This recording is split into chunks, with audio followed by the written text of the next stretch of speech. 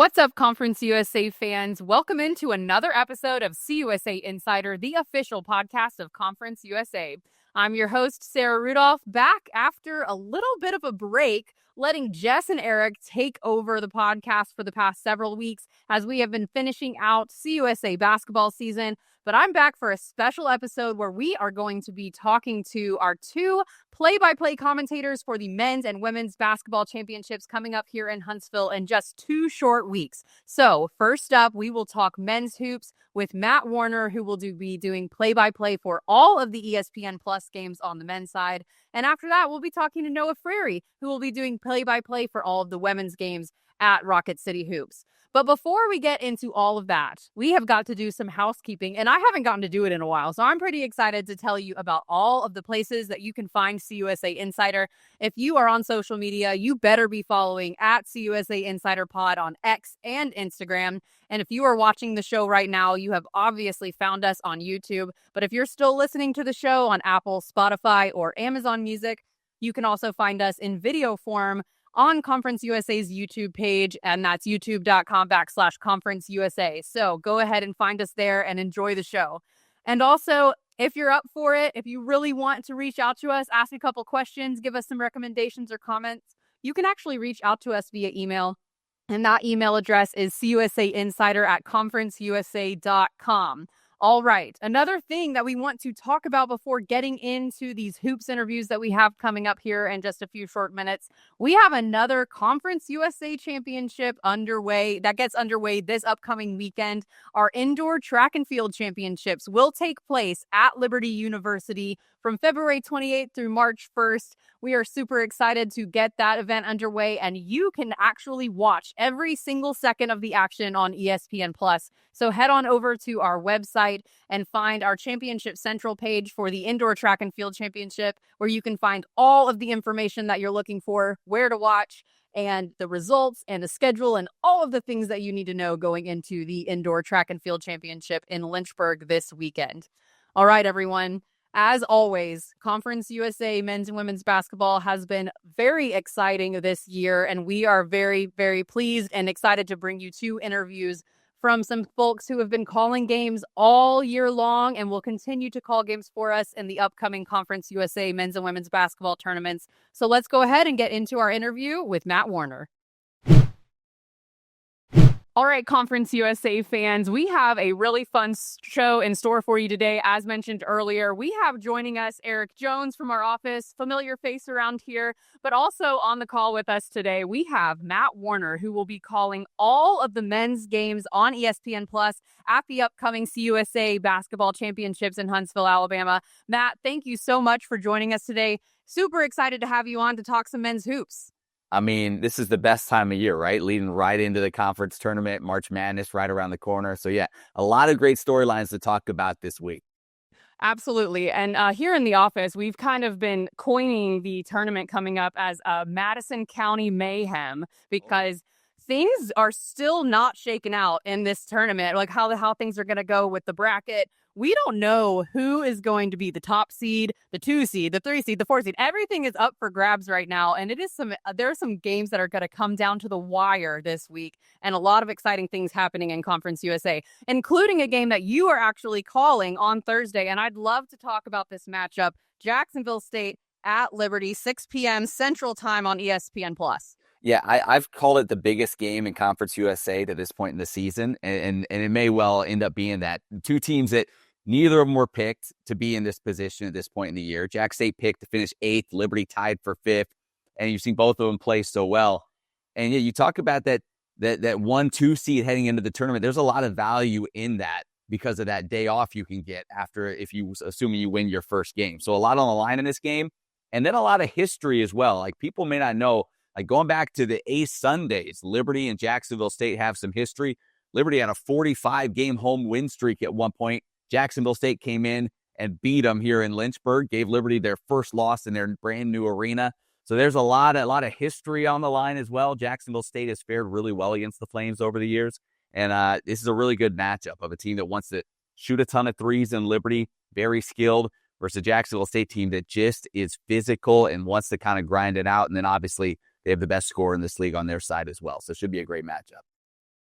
Yeah, I think it's going to be a lot of fun for sure. Yeah, and even just to talk about the individual performances from some of these players on both teams, obviously Talon Peter at Liberty is stepping up in a huge way, primarily off the bench too.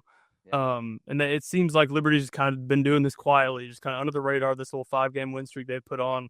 But then you talk about Jerome Pierre Jr., who's leading the conference during league play and scoring and just overall this season. Talk about some of these, these individual matchups we'll see on Thursday. Yeah, well, Pierre, and keep in mind, when Liberty lost to Jacksonville State earlier this year, they held him to 9 points. That's the only single-digit scoring effort he's had all season long. And since that game, he's dropped 30-plus 3 times, right? He has been absolutely unconscious. So it'll be interesting to see if Liberty is able to kind of slow him down a little bit again. Javon Moffmer will probably be one of the guys defending him, I would imagine. And he's a long defender that has given people some problems. We'll see. I mean, Pierre's he's on another level.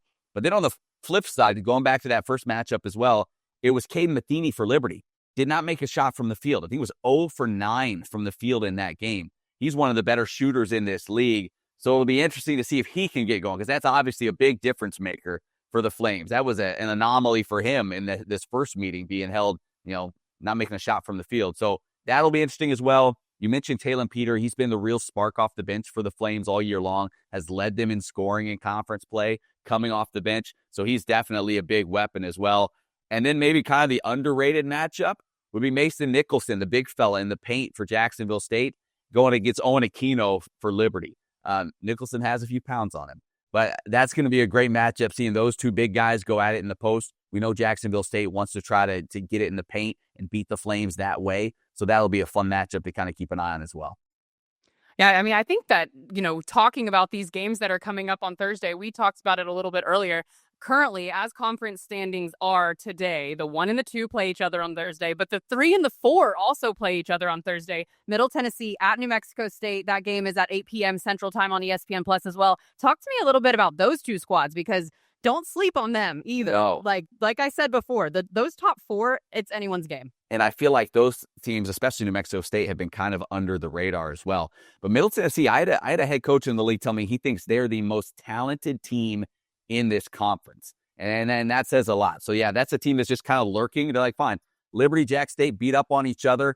They'll keep winning. They'd be happy to slide into one of those top 2 spots. They still get Liberty as well here in about a week. So they've got an opportunity to make some moves. But, yeah, New Mexico State's a funny team, because we've seen at times them really not look great, especially on the offensive end. But credit to what they've done defensively. Like, they lock you down defensively. The Filipovich kid who's new to the league, he's fantastic. I love what he can do. He's so versatile. So, like, they win differently maybe than you would expect a team to do. Certainly a team that's right now, 4th in the league. But defensively, they are absolutely legit. And then Middle Tennessee, like, they've got a few different guys they can go off at any time. Justin Porter's one of those guys who, and we've seen it. We saw it in the conference tournament last year. Like, when he gets hot, he's on a short list of those guys that can just carry a team for a stretch. He's certainly that way. The Mustafa kid has been a huge lift for them in the paint this year. They really have had to have him, and he's been fantastic. And then you have Kim Weston, who's come off the bench for them. Like, he's a guy that he was on, I think, all preseason, all conference team. Like, was injured last year, didn't get to play much, but he's a huge weapon as well. So, yeah, they're a team. If they start clicking, and especially Justin Porter, he's kind of the wild card. If it's the right night for him, they can beat anybody in this league. No, I think that's going to be a really fun matchup, especially looking back earlier in the season when they played each other. New Mexico State actually got the win in Murfreesboro there. And I think at the time they had lost 3 straight after starting the year, or starting conference play 3-0. So obviously been a little bit, inconsistent, but huge shout out to the start of the season that they did have, because they may not be in this position they're in right now, sitting there in 4th place. I've wanted to write them off a couple of times. Like, there have been a couple of times where I've been like, well, they'll probably sink down to that bottom 4 and play the first day of the tournament. But I mean, credit what Coach Hooten has done with this group, and so many new pieces from a year ago. He's gotten them to buy in, certainly on the defensive end, and then they do just enough offensively that they've been able to get to this point. Well, and you really can't write them off either, because like you said, it's been a little bit up and down. They won a lot, they lost a lot, but they're back on a 3-game win streak right now.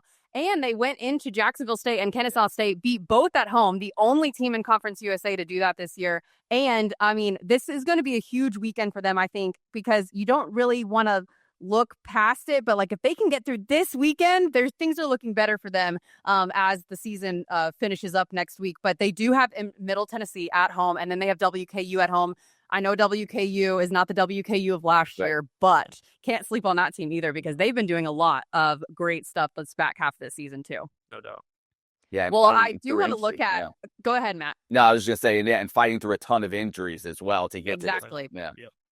Well, I do want to look at Saturday's games a little bit too. We talked about Thursday's games, but obviously we just said WKU, New Mexico State. A lot of those games don't really pop out to me quite as much. Jacksonville State at FIU, Middle Tennessee at UTEP, La Tech at Sam Houston, which could be a really good one, actually, but with the way that those two teams have been performing in their last several games. But I do want to touch on the other Liberty game that we have this weekend, Kennesaw State at Liberty. Adrian Woolley, off of his 10th Freshman of the Week honor this season, ties a Conference USA record. He's going for number 11. He's going for the record next week. He still has some time to get it. But tell me a little bit about that game. I know you're not on the call for that one, but what are you expecting out of this game against Kennesaw State and Liberty this weekend? Well, that's another two teams that have some history. I mean, Kennesaw knocked Liberty off in the conference championship a couple of years ago to keep them out of the tournament. So, yeah, there's some history between these two as well.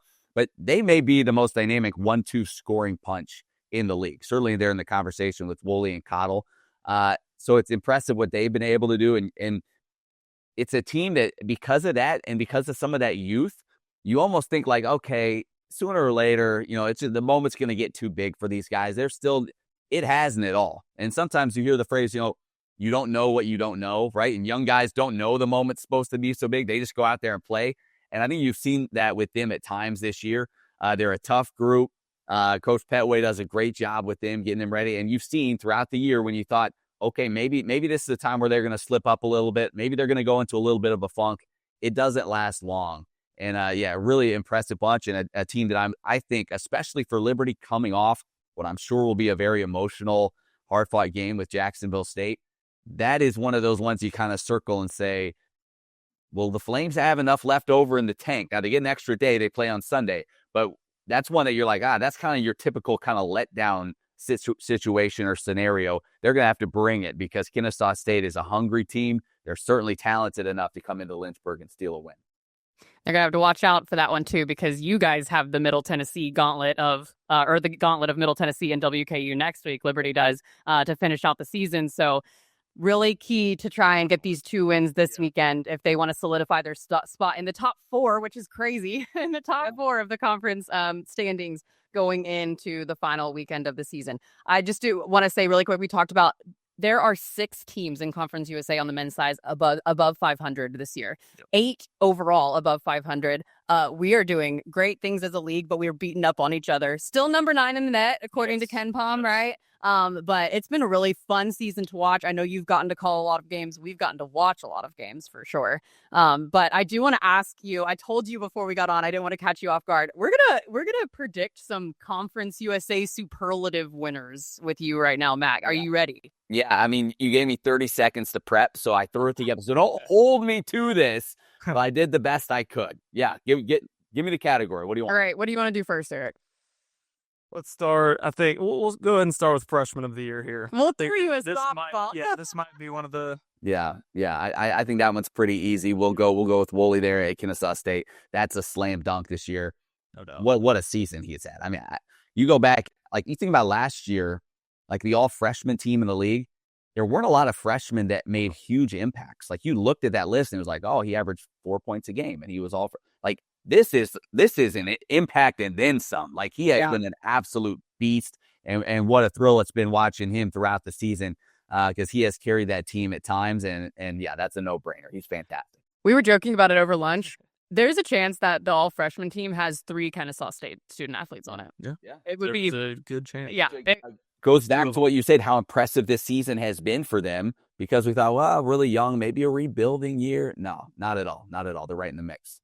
All right, we agree on that one. Yeah, good. 1 for 1. Good one. All right, what's next, Eric? What do you think? Let's move on. Let's go Defensive Player of the Year. This, to me, is always the toughest award to pick because you can go a few different ways. Some people view it as like, oh, it's the big man that has a bunch of blocks. It's a great rim protector or rebounder. Other people look at, oh, it's a guy that leads in steals. So it is a tough award, and it's also tough because it's kind of like that defensive back in football where it's like, oh, he only has 2 interceptions. Yeah, but they don't throw his way because he locks his guy down. So it's it's almost one of those things you have to see. You have to see it on a night-by-night basis to really appreciate it. But I'll go with Otis Frazier from UTEP. He's a guy that I think he leads the league in steals right now. He's also just outside the top 10 in rebounding. He does everything. He can guard multiple positions, big body guy. So I'll go with him from UTEP. Obviously, they're known for turning people over.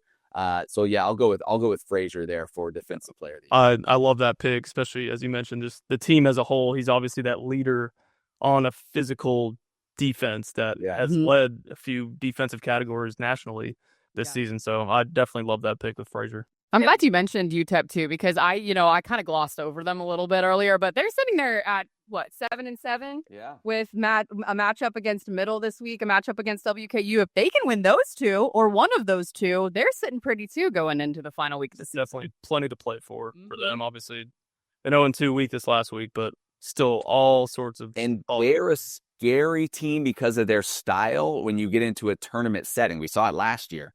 Like you get them on back-to-back days, and you don't have the legs that you normally do, like with the pressure that they bring on the defensive end. They'll turn you over, a flurry of turnovers just like that. They're a scary team come tournament time, even though I feel like they would probably even tell you they haven't performed as well as they'd hoped this year. And they're at home for both of those games. Yeah, man, those are two that I should have circled a little bit more heavily when I was talking about them earlier. So glad we got to fill them in there. All right, what do you want to go to next? Let's go to newcomer of the year. Okay. Okay, so newcomer was tough because you kind of have to feel like you have to split some of these, right? Because there's some guys you could say, well, he could fit multiple awards. I'm going to go with Mustafa from Middle Tennessee as my newcomer of the year. Think about where they would be without him, in the post. Like they lost the Coleman Jones kid who was their big man a year ago. You're like, oh man, how are they going to replace him? Well, you bring this guy in and give you a double any night. Big body, strong on the glass. The transfer in from Coastal Carolina, I believe it was. So I'm going to go with him as my newcomer. Obviously, he's had a great season and has helped put them in a great position coming down the stretch. Yeah. Well, we are 3-3. We're in agreement. So Agreement. Let's keep going, though. What do we want next? Six man? Let's go 6 man. Okay. Yep. Because this is the one that I think some of us are on the fence about. Okay, I'm going Talon Peter here. I'm going Talon Peter as the 6th man. What he's been able to do, leading the Flames in scoring. 33 at night against Louisiana Tech off the bench. He's gone for 30 multiple times this year. He's just been such a great offensive player and shooter, one of the best shooters. I think he leads the conference in three-point percentage in conference play. Here's the other stat I love about him. In conference play, he is 3rd in field goal percentage behind Bacho and Mustafa. Behind guys that are shooting from 4 feet away from the rim, you have Peter launching from 3, that's part of his game, and he's 3rd in the conference in field goal percentage. So I'll go with him as my 6th man. Yeah, I definitely like that pick. Just seeing the impact he can make on a basketball game, it can flip a switch real quick for the Flames there. Yeah, for sure. What's your pick though? Is that what you went with? Yes. That was, yes. Yeah.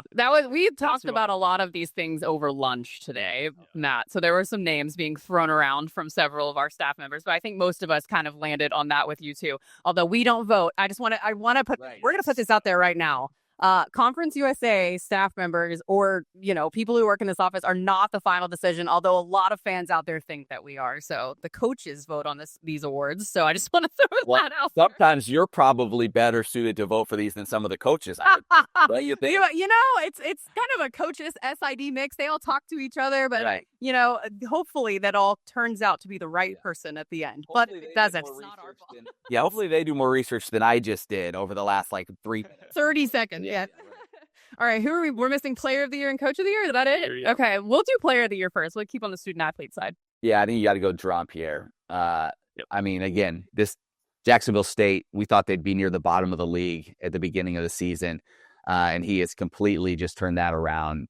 The most dynamic scorer in the conference by far. On any given night, he can drop 30 on you. He can score a variety of ways, and not just his being a great scorer.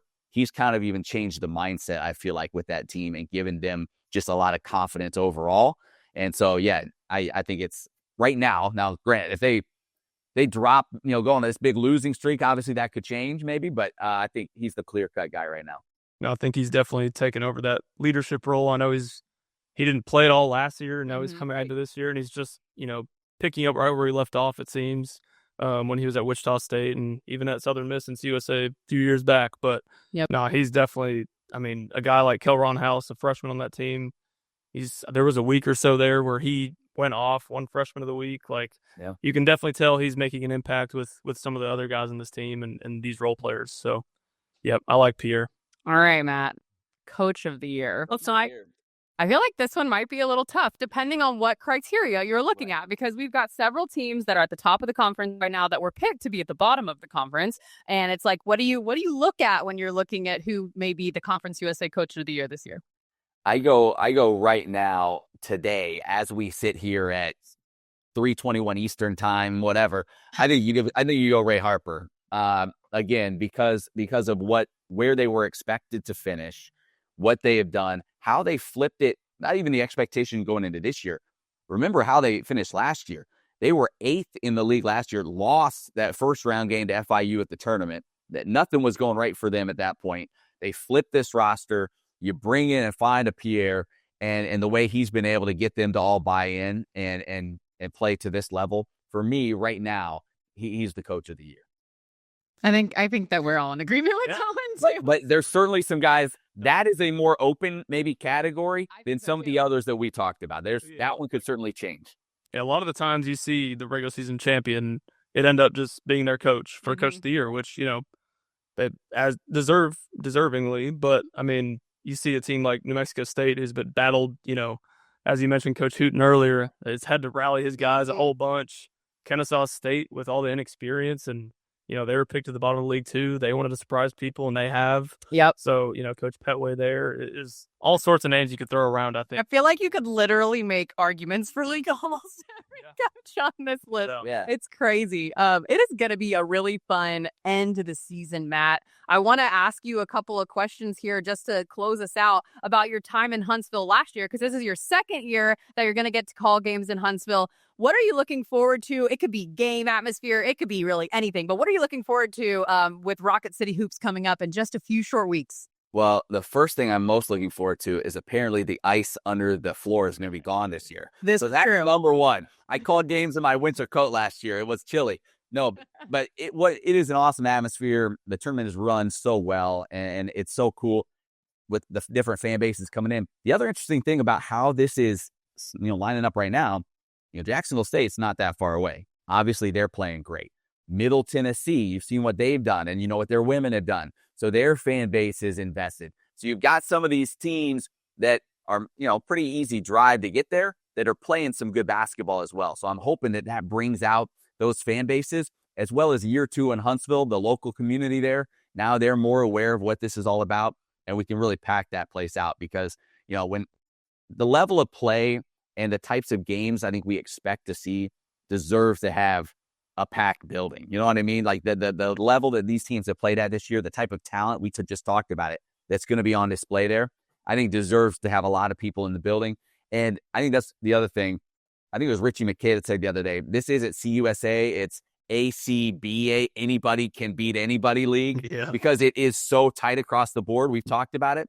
And that's what gets me fired up is that, every single game, it could be a 1-2 possession game down the stretch. In fact, if it's not, we're surprised. Like, we're surprised if it's a double-digit, outcome at the end. So that's what gets me fired up. You have a chance to see, I think, one of the most balanced leagues in the country meet on a neutral site, and it's just anything can happen. And so you think back to just a year ago, Western Kentucky, who thought they would do what they did? They went into the tournament on a 4-game losing streak, and yet they got hot and did that. That could be any number of teams. I was looking at the standings, earlier, thinking about it. What other league is the second to last place team as feared as Sam Houston is in this league? Yep. Who wants them? Who wants to draw them? Nobody wants to see them. Like you can't say that about every other league. So that's what makes Conference USA so exciting, and it makes this tournament in Huntsville so exciting, because it legitimately, you could pick 7 or 8 teams and talk yourself into them having a real chance to win this thing. I mean, the points margin in the losses across this league this year have been so small. You talked about Sam Houston. They've only lost by 9 points or less in every game. 3 overtime losses. Yeah. I mean, they're right there. So, and they're, if you just looked at the standings, you'd be like, oh, they must not be too good. No, they're really good. And they're going to give somebody a run for their money in the tournament. No doubt. All right. The anybody can beat anybody league. The AEB. I like it. I think that Madison County Mayhem, that little acronym you just gave us, I'm not going to try to repeat it. I'm going to screw it up. But I think coming. Yes, there's going to be some really, really fun, exciting, close games come tournament time for Conference USA, and I am super excited about it. How many games are you calling? 12? 14? What are you doing? I think we're calling 6. I think we're doing 2 each day. Tuesday. I'm thinking about men's and women's games as 12. Thankfully, Noah Frary will take the women's side, but we have 2 games each day, the Tuesday, Wednesday, Thursday. So we're super excited. And I'm so glad you mentioned Noah, because we're actually about to talk to Noah about the women's teams. So, Matt, we really appreciate you joining us today. Thank you so much for taking time out of your schedule. Enjoy calling your game that you have this week. It's going to be a good one. That one, again, is Jacksonville State at Liberty, ESPN Plus, 6 p.m. Central Time, 7 p.m. Eastern Time. And we will see you in Huntsville. Sounds great. We'll see you there. All right, Conference USA fans, another interview coming up for you here on CUSA Insider. We talked men's hoops already. Now we're going to talk some Conference USA women's hoops. Joining us today, we have Jessica Radford. She's back on the show. Obviously, she's been holding down the fort here on the podcast, but also joining us, we have Noah Frary, who will be doing play-by-play for all of the women's basketball games at the upcoming Conference USA basketball tournament in Huntsville on ESPN Plus. So, Noah, thank you so much for joining us today. Let's talk some women's basketball. Yeah, that sounds good to me. I did want to give a quick shout out to Jess, because she makes us all look good throughout the year with all the great stats about women's basketball. So big thanks to her. And it's been a fun season so far. We really couldn't do it without our communications staff in the office. So shout out to you. Shout out to Eric on the men's side. But we have figured some things out in women's hoops in Conference USA as far as standings goes. Not quite as tight as it was a couple of weeks ago now, but we have some really great games coming up this week. And Noah, I'm looking at one on the schedule coming up this Thursday that really piques my interest, and that is New Mexico State at Middle Tennessee. New Mexico State currently 8-6. Middle Tennessee sitting in the 4 spot. Middle Tennessee obviously 13-1 on a 9-game win streak. And they are a shoo-in usually for the conference title, but there's a lot of shakeup there at the top this year. So tell me a little bit about this New Mexico State at Middle Tennessee matchup and what may pique your interest in that game.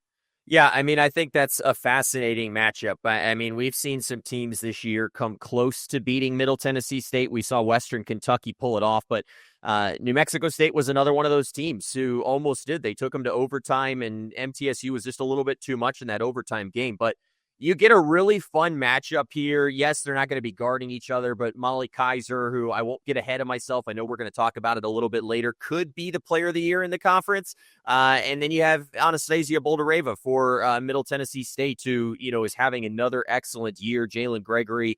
That MTSU team's doing things a lot different this year. Offense isn't as good as it was a year ago. Use it as bulletin board material if you want, but the defense is as good as it gets. They've been incredible in conference play, and they've got a tall task. Molly Kaiser obviously played well against them their first time they met this year, but I like Rick Insel and Middle Tennessee State's ability to maybe make some adjustments against Molly Kaiser this second time around. But as we've seen in Conference USA this year, you never know how these games are going to go. New Mexico State was the only team to take Middle Tennessee into overtime. You're right. I think that they can come into their house at Middle Tennessee and do it again. Yeah, I mean, it's always a possibility. I mean, the one knock that I would say on MTSU this year is they've, played some close games in the first half. They've trailed in third quarters despite coming out on top. They have been a very gritty team this year, and they found ways to win. But if you get off to a good start against them, you never know. And obviously, we've seen Molly Kaiser's ability to kind of take over down the stretch. She did it against MTSU. She nearly brought them back in a game against Liberty as well. So, I'm always going to bet on Molly Kaiser if given the opportunity. But I like MTSU in this game, and I think that they're playing some of their best hoops as we get to the end of the year. Yeah, I have to agree with you. Obviously, 9-game win streak for Middle Tennessee. New Mexico State, though, on that 3-game win streak, they're building some momentum going into this game this weekend. So that one, if you want to catch it, is on ESPN Plus at 6:30 p.m. Central Time. Should be a good battle for sure. Looking at some of the other games this upcoming weekend, New Mexico State again has to face a very good WKU game. They have a gauntlet going into this weekend, I think, on both the men's and the women's side. Although men's team WKU isn't doing quite as well this year as they have in years past, but that Middle Tennessee WKU paired weekend trip is a tough one for a lot of teams. So New Mexico State has to go through it this weekend. They got to get through the Blue Raiders first, but then they go to the Hilltoppers, and that's going to be a fun one too.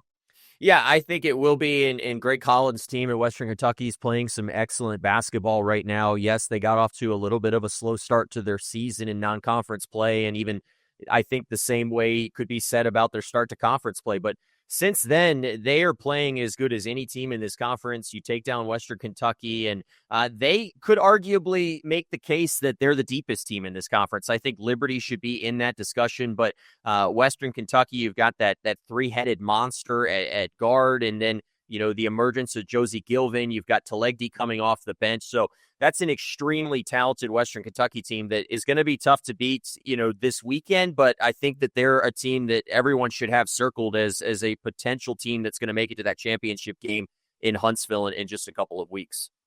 Yeah, absolutely. I'm looking at Thursday's schedule. Personally, not a ton pop out to me super like as much as those two do. But obviously, you're going to be watching closely as the Flames, who is the team that you do play-by-play for most of the time, they're going to that Jack State, Kennesaw State gauntlet this weekend. But then you look at next weekend, and that's really what I want to talk about. Liberty at home taking on WKU, Middle Tennessee, and that is going to be for some really important conference tournament seeding. So let's talk about those two games. Let's talk about those squads. We haven't talked as much about Liberty yet. We talked a lot about Middle, a lot about WKU. But what are you seeing out of the Flames this season that make you think that they could take the top spot going into the tournament? Yeah, well, before we get to that, I do want to shout out one game that's coming up this week that I'm actually really excited about, and that's the Louisiana Tech Sam Houston game. Oh my gosh, me too.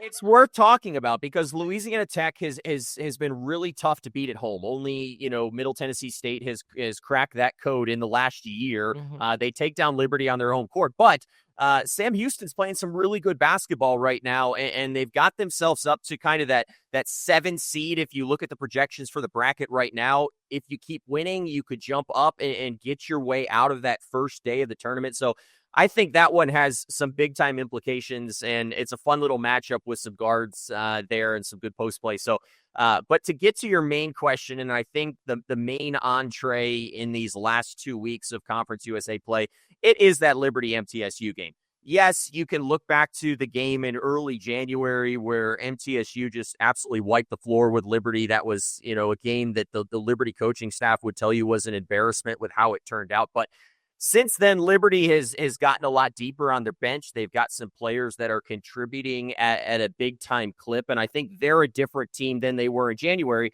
And the same can be said for MTSU. This is a team that is loaded with top-level weapons. You look at Jalen Gregory, you look at Tamia Scott, you look at Boulder Rava. The list goes on and on. They probably could get 2, maybe 3 on the first-team all-conference this year. So this is an elite matchup that ultimately is going to decide, who's the 1 seed. If MTSU wins it, then they're the shoe-in to be the 1 seed in the tournament in the conference. If Liberty wins, they'd be tied with MTSU, and then you'd need to beat Western Kentucky to be the 1 seed coming up that next week. So it's a fascinating matchup. Depth versus, maybe 6 or 7 players that Rick Ensel, regularly plays. But at the end of the day, MTSU has had Liberty's number since they joined the conference.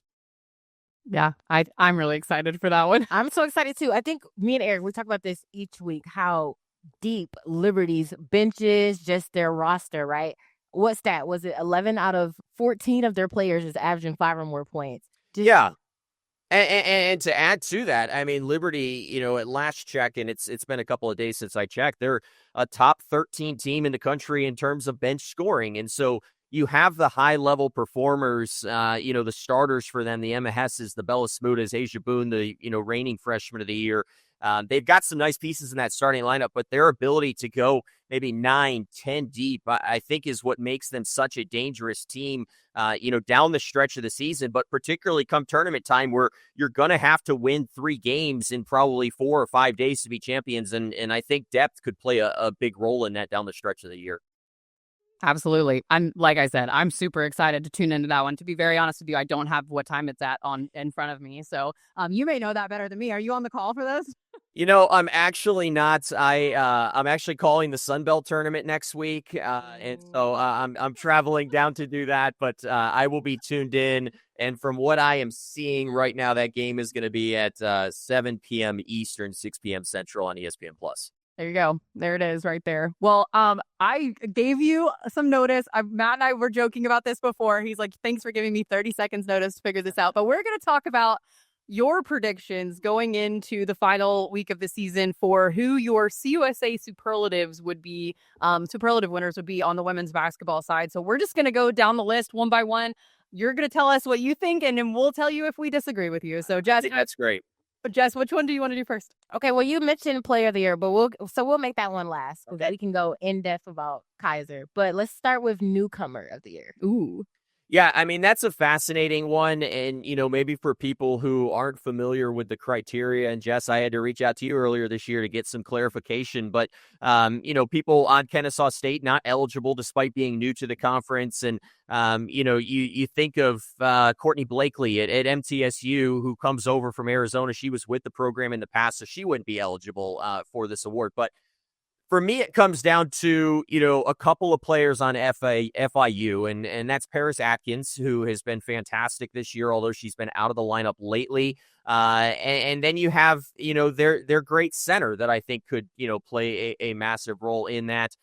You think of Sam Houston and Ogayami that could play a role, but, right now it's Izzy Nadabo for me. She has proven in a conference that has a lot of great bigs. You think of Bouldereva, you think of Smuda, that I think she's the best big in this conference. When you give her the ball inside, she can just do absolute work. She's been fantastic and has really been asked to do a little bit more due to the injuries that FIU has had. So Izzy Nadabo would be my newcomer of the year in the conference.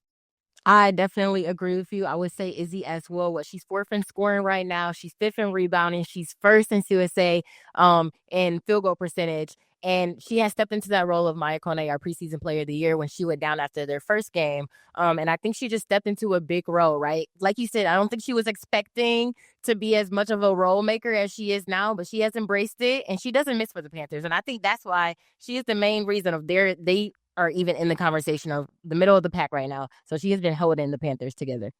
Yeah, I mean, she has, with all of those injuries that Jessica Burks-Wiley has had to deal with. You lose Tanasia Hayes, you lose Maya Kone, as you mentioned. It's been a really tough year, but they, have some pieces to maybe make a run at the tournament if, seeded against the right team. So she's been fantastic this year. Where else are we going? All right, what do we want to do next? Easy or hard? This one might be hard. This one really might be hard. 6th woman of the year. Yeah, I was hoping you wouldn't ask that, wife. Do you want to just pick an entire bench? Because you might be able to do that. Yeah, I mean, if we were going entire bench, I think Liberty is kind of deserving of 6th woman of the year if you're going entire bench. But if you're going to put me on the spot and ask me to pick a player, I think what Sophia Talegdi has done for Western Kentucky lately has been incredible. I mean, we saw her hitting 3 after 3 against MTSU in that loss the other day. But, I think she's been fantastic and has really been an excellent complement to, a loaded starting lineup that Greg Collins has right now. So if you had to pin me down today, I think I'd go with Talegdi for Western Kentucky. I actually would say that too. Or we talked previously a little bit before this. Josie Gilvin, she's definitely in the starting lineup now because she has been doing tremendous for the Lady Toppers. But Sophia, what'd she make? 6 of 11 threes in that Middle Tennessee game. She can go off for the Lady Toppers. And I think when you have such a depth bench like that, but where you can still be a key maker, it's definitely beneficial.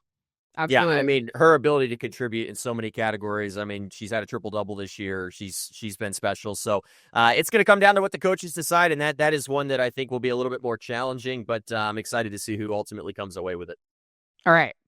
Let's go with an easy one. I think it's easy anyway. Freshman of the year. Yeah. Yeah, I mean, that probably is one of the easier ones. For me right now, Paris Bradley for Louisiana Tech has to be the odds-on favorite. I'm not even sure how many time conference player of the week she's up to. 6. 5 or 6, yeah. So she's been incredible this year. You look at the performance that she just put together in her last game.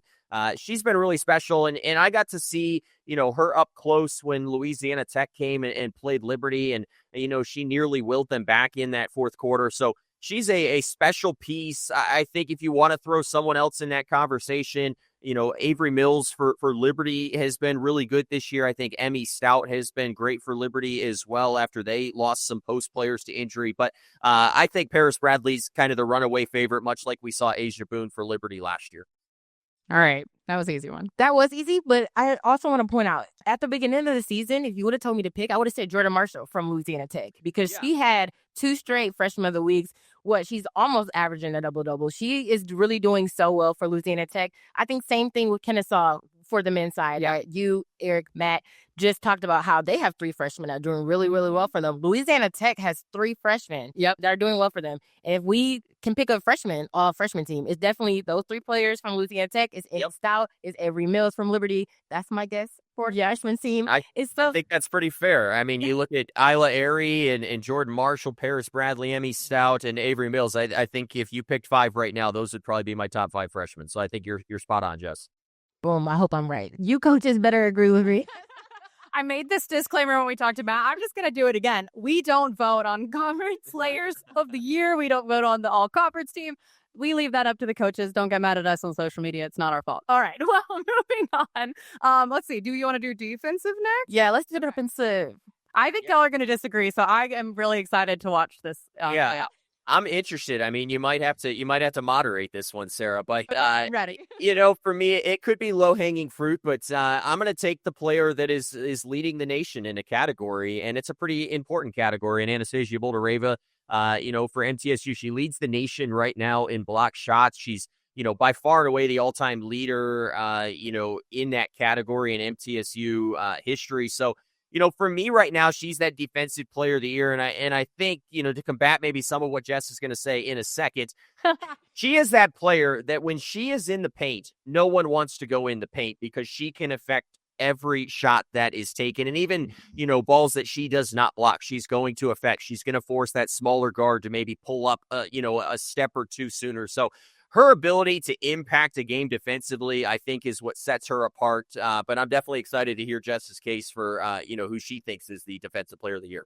Okay, first, we don't disagree with you. Yes. Yeah, I was about to say, I wholeheartedly 100% agree. But she does have some competition in my eyes because one person that will go in the paint is Kristen Harden from Kennesaw State. Yeah. And I don't think she is scared of anybody. She just got her 14th and her 15th double-double of the season. She leads Conference USA. She just tied the single-season record for Kennesaw State.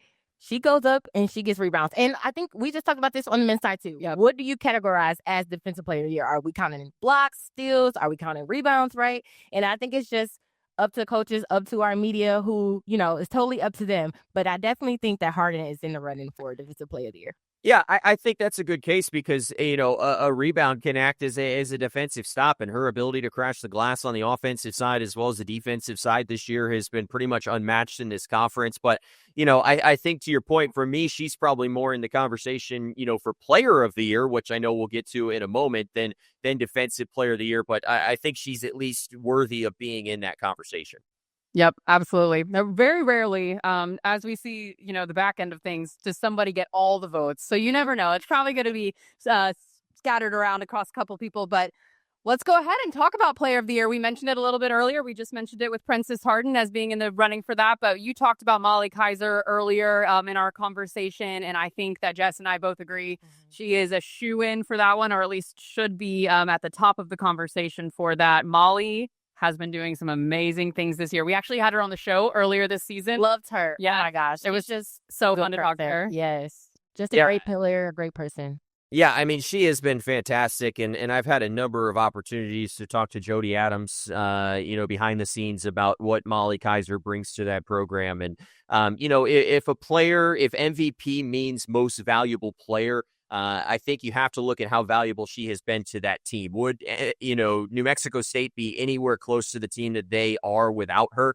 Last time I looked, she was one of 5 players in the country that had more than 5 30-point games this season. She was actually ahead of Juju Watkins at the time, who, many think could be the National Player of the Year in college women's basketball. So Molly Kaiser's been special. I think the only question that you have to ask yourself, if you're being fair here, is how much does winning matter? And if winning matters, then someone like a Boulder Rava or a Jalen Gregory could certainly get themselves into the conversation. But if you're voting purely on statistics, which in this case I would be, I think Molly Kaiser has been by far and away the best player in this conference this year.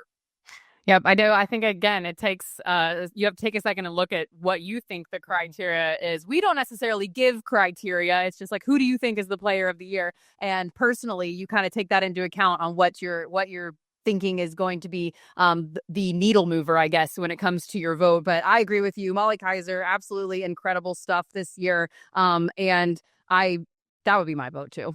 I think so. Yeah, I mean, she's 10th nationally in scoring right now, right? Through all games, not just USA. She has 21.4 points per game.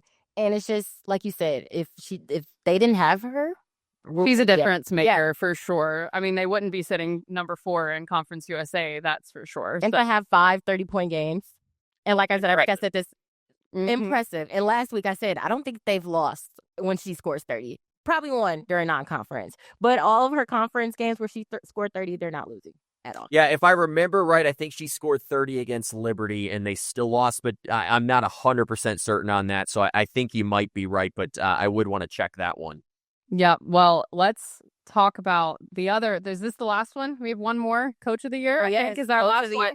And we talked about this on the men's side too, because this is one of those too. You got to look at the criteria. Is it taking a team that was supposed to finish near the bottom of the conference and finishing near the top of the conference? Is it taking a great group of players and keeping them great and doing amazing things in Conference USA? It's all about the criteria. It's all about what you think is worth it for being Coach of the Year. And so I'm just curious to hear your thoughts. I don't even know, to be honest with you. I'm going to be honest. So yeah, I mean, it's interesting. I mean, you look at someone like Rick Insell, who is in this conversation. A year ago, his team was undefeated in conference play. They beat everyone by a mile, and he didn't win it.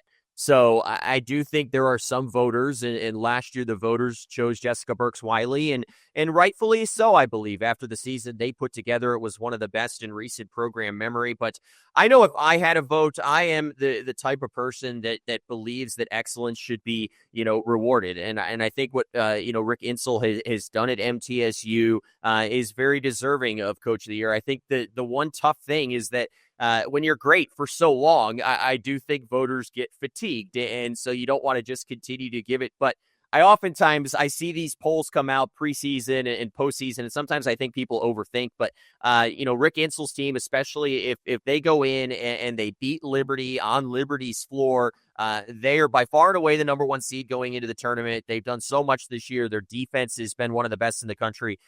He is the Coach of the Year for me in this conference. I think that would be the way I would lean also. I'm a Tennessee native, and so I have followed Middle Tennessee for a long time.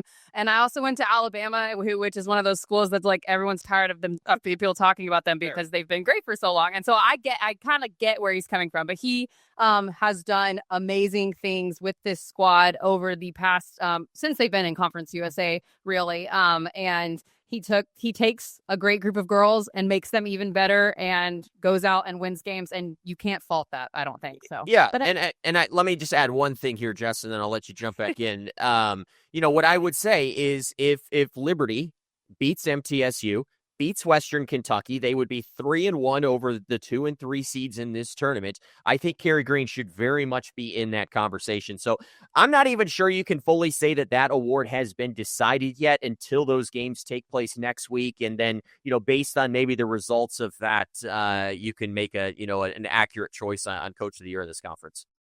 He just took the words right out of my mouth. I was just about to say that. Yes. No, it's okay. But I think also somebody who can be under consideration is Greg Collins, right? Yeah. Yes, they didn't have the start that they wanted to during conference play, but how they have been playing recently, and not just offensively, defensively too. They have one of the best defenses. Probably Middle Tennessee, then it's WKU. Honestly, it might be Sam Houston, but Sam Houston record doesn't reflect that. But Sam Houston defense is really, really good. Yeah. But WKU's is up there as well, right? And it's just, how do you base it off of? How do you look at it? Because Greg Collins, he also has scores. He also has people who will win games for him too. Yep. So very, very interesting. And like we said, I think it's going to come down next week for sure. Yeah, I know. In general, I feel like the general public likes it when a team rises from the ashes, and WKU has certainly done that at times this season after having all those injuries and things like that. But okay, Noah, anything else in Conference USA women's hoops that we haven't talked about that you think that the world needs to know? I know one of them is how tough we are on the road, and you've got some stats to back it up. I don't know if you have them in front of you, but I saw you tweet them this weekend, so... Yeah, I mean, I think that has to be talked about. One of the most interesting things when you look at the numbers this year is how tough it has been to play on the road in this conference. And, a lot of coaches will chalk that up to the amount of travel that they have to do, the quick turnarounds. But, I think it's worth giving credit to a lot of teams in this conference that play extremely well at home. And when you look nationally, Conference USA this year is statistically the toughest place on the women's basketball side to play on the road. They're the only conference with under a 300 winning percentage. And then what gets even a little bit more fascinating there is when you look at the second half of a weekend, when you play on that Saturday game, road teams are something, and I don't have the numbers in front of me, but they're like 10-25 this year. It's like a 283 winning percentage. So I think that's been fascinating and certainly could play, a big role. We talk about next weekend and Liberty facing MTSU at home versus being in Murfreesboro. You think about Western Kentucky then having to play on, the second half of a back end after a trip down to Miami, how that plays in. So it's fascinating. Obviously, teams like Liberty and Western Kentucky and MTSU, they do a great job at, holding home court. I think you have to throw Louisiana Tech in there as well. But, for me, that's been fascinating. And I think just overall, the competitiveness that you have seen on the women's side this year, there's been a number of games that, have kind of made me raise my eyebrows. Yes, maybe they didn't turn into wins for teams, but, I really think from, maybe 1 to 8 in this conference, any of these teams could win a game in Huntsville and maybe make a run. So I think that's what has me most excited about, getting to Huntsville and watching this tournament, because it's fair to say that this is going to be one of the most competitive tournaments in the country in a couple of weeks. Much agreed on that one. You kind of stole my next question, but I'm going to ask it anyway. So this is year 2 of you in Huntsville, Rocket City Hoops, play-by-play on all the women's contests on ESPN+. And we've been calling it Madison County Mayhem because, it's going to be crazy on both the men's and women's side in Huntsville in just a few short weeks. But Noah, what are you looking forward to at Rocket City Hoops in 2025, whether it be the play of the game, the atmosphere in the stadium? Matt mentioned that there's not going to be any ice on the floor. We're not going to be covered. Yes, the court is not going to be laid over ice this year, so it's going to be much more, the climate in the building will be much better this year. But what are you looking forward to? Yeah, I think, I kind of touched on it. I think just the overall competitiveness of this tournament. I mean, even last year we saw some great games and we saw fans come out. And I even think heading into year 2 that we will probably see more fans there, which to me is exciting. Particularly on the women's side, that's the side that I'm going to get to call alongside Kelly Deo and Annie Corey, who will be our sideline reporter. And, I'm just excited. And there's a ton of great storylines in this conference. You mentioned earlier on, like what Louisiana Tech has been able to do with a bunch of freshmen. Liberty can be in that conversation, a veteran heavy team that's trying to chase, their first championship as a collective group. And obviously MTSU trying to make it back to the NCAA tournament after making a run last year. And then you touched on it earlier with Western Kentucky and how that program has turned things around, after a rough start to conference play and is probably the team that no one wants to play in this tournament, if I'm being honest. So I think there's a lot of teams that could win this. Yes, I like Madison County Chaos. I think, Huntsville Havoc could maybe be in that. And I actually think that is the name of the ice hockey name. So it is. But so I'll steal that. But I think we're going to see a lot of great performances in Huntsville. And I'm always, I love this time of year because you see, the pure jubilation from one side, and then on the other side, you see tears. And that's because seasons have come to an end, careers have come to an end. And I think when you add in that emotion to a tournament, it just makes it so much more meaningful. And obviously, Conference USA does such a great job with, putting together the tournament, managing it. I had a great time in Huntsville last year, and I'm looking forward to being back there in a couple weeks. Well, we will all be there to welcome you with open arms. We're excited for it, too. Again, Noah Frary, thank you so much for joining us. Calling the Sun Belt Championship next week, but calling the Conference USA tournament the weekend after that. I'll say it so you don't have to, saving the best for last. All right. Thank you, Noah, for joining me. Yeah, Jessica. We will see you in just a few weeks. Huge thank you again to Matt Warner and Noah Frary for joining us here on CUSA Insider. We'll be seeing them again in just 2 short weeks at the 2025 CUSA Men's and Women's Basketball Championships in Huntsville, Alabama. We are super excited for our championship that will take place March 11th through the 15th. Come and join us for a Tuesday through Saturday full of action. Conference USA Hoops has been a lot of fun to follow this year, and it will continue to be fun over the next 2 weeks. We've got games coming up this Thursday and Saturday. We've got our final weekend of games next Thursday and Saturday, and we will be releasing our conference tournament bracket on Saturday, March 8th. So be on the lookout for that. All right, everyone. A couple of short things again, just to reiterate them from the top. Make sure you're following us on social media at CUSA Insider Pod on X and Instagram. Make sure you have found us on YouTube at Conference USA, and go ahead and enjoy the show, watching the show for once. I know that you've been listening to audio for so long, it may be a difficult switch, but come and join us on YouTube, and you can find us at youtube.com/Conference USA. And if you have any questions, comments, or concerns, you can always email us at CUSAinsider@conferenceusa.com. All right. It has been so fun to be back again with you guys. Hope to do it again soon. You are listening to CUSA Insider, the official podcast of Conference USA. I'm Sarah Rudolph, signing off.